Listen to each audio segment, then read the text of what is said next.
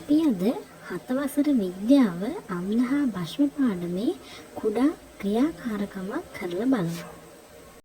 මේ ක්‍රියාකාරකම සඳහා අපි නිල් කටරොළු තම්බපු යුෂ සහ වදමල් තම්බපු යුෂ පාවිච්චි කරනවා. තම්බාගත්ත නිල් කටරොළු සහ වදමල් යුෂ වෙන වෙනම අපි භාජන දෙකකට දාගෙන තියෙනවා. ඊට පස්සේ අපි ඒ දෙක මිශ්‍ර කරනවා විද්‍යුත් ද්‍රව්‍යත් එක්කලා. අපි ගාව තියෙනවා නාරං සීනි දිය කරගත්ත ද්‍රාවණයක්, ලුණු, ඒ වගේම පිරිසිදු ජලය, ඒ වගේම ෂැම්පු දිය කරගත්ත වතුර. ඒ එකම අපි ළඟ තව එකතු කරගත්ත අලු ජලයේ දිය කරගත්ත අලු ද්‍රාවණයක්. ඒකම අපි එකතු කරගෙන තියෙනවා පොල් තෙල්. ඊට පස්සේ අපි ගාව තියෙනවා ගොරක තම්බගත්ත ගොරක ද්‍රාවණයක්, ගොරක යුෂ. මේ සේරම අපි එකිනෙක වරින් වර මිශ්‍ර කරලා බලමු අම්ල භෂ්ම වලට ප්‍රතික්‍රියා දක්වන්නේ කොහොමද කියලා.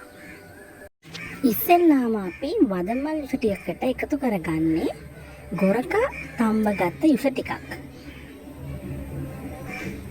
අපිට පේනවා වදමල් මිශ්‍රණය තද රතු පහයෙන් වෙනස් වීමකට ලක් වෙනවා කියලා. ඊට පස්සේ අපි වදමල් යුෂ වලට එකතු කරගන්න යන්නේ පොල් තෙල්. දැන් අපි පිරිසිදු පොල් තෙල් වදමල් යුෂ වලට එකතු කරනවා. එකතු කරාට කිසිම වෙනසක් උනේ නැහැ. ඒ මොකද පොල් තෙල් උදාසීන දියරයක් හින්දා වදමල් වල වර්ණය වෙනස් වීමට ලක් වුණේ නැහැ. ඊළඟට අපි අලුතෙන් වදමල් යුෂ ටිකක් ආපහු අරගෙන ඒකට අපි අලු මිශ්‍ර කරලා සාදගත්ත අලු ද්‍රාවණයෙන් ටිකක් එකතු කරනවා. වදමල් වල රෝස පාට පැහැය නිල් කොළ පැහැයකට වෙනස් වුණා. ඒ අලු භාෂ්මික නිසා රතු පාට නිල් කොළ පාටට වෙනස් වුණා. ඊළඟට අපි වදමල් යුෂ වලට සීනි ද්‍රාවණයෙන් ටිකක් එකතු කරලා බලනවා වර්ණ විපර්යාසයක් වෙනවද කියලා. වර්ණ විපර්යාසයක් වෙන්නේ නැහැ. මොකද සීනි උදාසීන ද්‍රාවණයක්. රෝස පාට අඩු වුණා විතරයි. ඊළඟට වදමල් යුෂ වලට අපි නාරං බින්දු කීපයක් එකතු කරලා බලනවා. නාරං සාමාන්‍යයෙන් ආම්ලිකයි. ආම්ලික දියරයක් වදමල් යුෂ වලට එකතු වුණාම තද රතු පැහැ විදිහට වර්ණ විපර්යාසයක් ලක් වුණා. නාරං ආම්ලික නිසා. ඊළඟට අපි නිල් කටරොළු මල් තම්බාගත්ත යුෂ වලට නාරං බින්දු කිහිපයක් එකතු කරලා වර්ණ විපර්යාසයක් සිදු වෙනවද බලමු.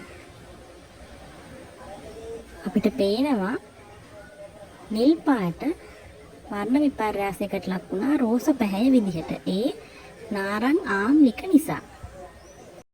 ඊළඟට අපි නිල් කටරොළු මල් යුෂ වලට ගොරක තම්බගත්ත යුෂ වලින් බින්දු කීපයක් දාලා බලනවා.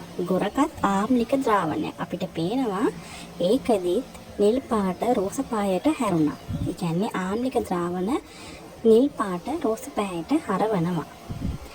ආයෙත් අපි නිල් කටරොළු මිශ්‍රණයකට පොල් තෙල් කීපයක් බින්දු කීපයක් දාලා බලනවා. පොල් තෙල් උදාසීන ද්‍රාවණයක් නිසා නිල් කටරොළු වල මල් යුෂ වල පාට වෙනස් වෙන්නේ නැහැ. ඊළඟට අපි තවත් භාෂ්මික ද්‍රාවණයක් වන අලු මිශ්‍ර කරනවා නිල් කටරොළුත් එක්කලා. මෙතනදී භාෂ්මික ද්‍රාවණවල පැහැය නිතරම නිල් කොළ පැහැයට තමයි අන්තිමට පෙන්වුම් කරන්නේ. ඊළඟට අපි සීනි දාලා බලනවා. සීනි ද්‍රාවණයේ උදාසීන නිසා පාට විපර්යාසයක් වෙන්නේ නැහැ. ඊළඟ අවස්ථාවේ අපි ලුණු ටිකක් දාලා බලනවා. නිල් කටරොළු ද්‍රාවණයට ලුණුත් උදාසීන ද්‍රාවණයක් නිසා වර්ණ විපර්යාසයක් වෙන්නේ නැහැ. මේ නිරීක්ෂණ අනුව අපි ගාව තියෙන ද්‍රව්‍ය අපිට කොටස් තුනකට වෙන් කරන්න පුළුවන්. ආම්ලික ද්‍රව්‍ය, භාෂ්මික ද්‍රව්‍ය සහ උදාසීන ද්‍රව්‍ය කියලා. නිල් කටරොළු මල් සහ වදමල් වල යුෂ කිසිම වර්ණ විපර්යාසයකට ලක් නොකරපු අය තමයි උදාසීන ද්‍රව්‍ය උනේ. නිල් කටරොළු මල් සහ වදමල් වල යුෂ රෝස පාහයට හරවපු අය ආම්ලික ද්‍රව්‍ය ලෙසත්, නිල් කටරොළු මල් සහ වදමල් වල යුෂ නිල් කොළ පැහැයට හරවපු අය භාෂ්මික ද්‍රව්‍ය ලෙසත් අපිට වෙන් කරන්න පුළුවන්. ඊට පස්සේ අපි දන්නවා මේ හතරින් අපිට වෙන් කරගන්න පුළුවන් නාරං සහ ගොරක ආම්ලික ද්‍රව්‍ය ලෙසත්, අලු භාෂ්මික ද්‍රව්‍යයක් ලෙසත්, ජලය, සීනි, ලුණු, පොල් තෙල් සහ ෂැම්පු දියර උදාසීන ද්‍රව්‍ය විදිහටත් අපිට හඳුන්වා ගන්න පුළුවන්. ඉතින් අද අපි මේ ක්‍රියාකාරකමෙන් බැලුවේ භාෂ්මික, ආම්ලික සහ උදාසීන ද්‍රව්‍යවල ලක්ෂණ.